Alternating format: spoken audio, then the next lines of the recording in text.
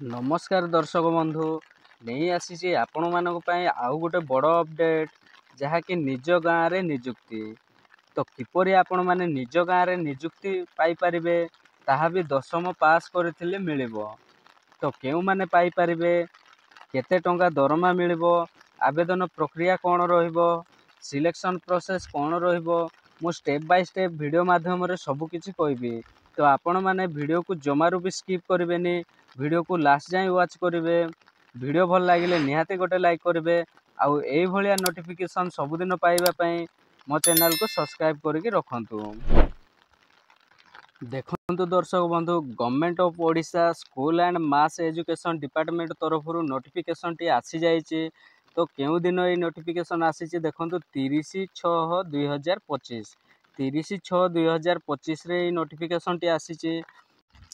तो देखंतु दर्शक बंधु, 2025-26 शिक्षा नीति लागू हेबा परे विभिन्न प्राइमरी स्कूल मानकरे शिशु बाटिका खोला जाइए।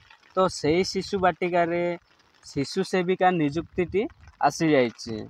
तो शिशु सेविका निजुक्ति कौन ना, जो छोट छोट छुआ माने भी शिशु बाटिका को जाउचंती से मानकर हेल्पिंग पाई बोलिकी शिशु सेविका गोटे गोटे रखा जिवो।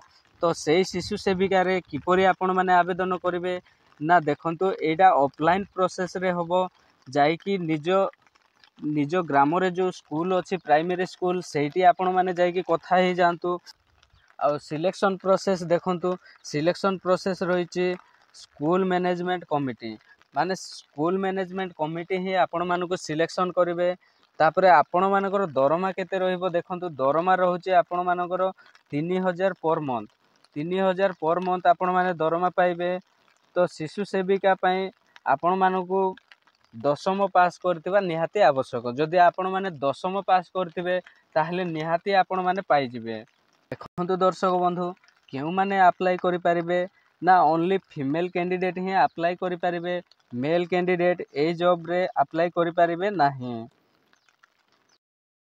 जो मैंने भी निज गाँव रे रही कि जॉब करने चाहूँगी तो डेफिनेटली ट्राई करंतु। बहुत भल जॉब, गवर्नमेंट जॉब एटा, हाथ छड़ा जमारू भी करंतुनी।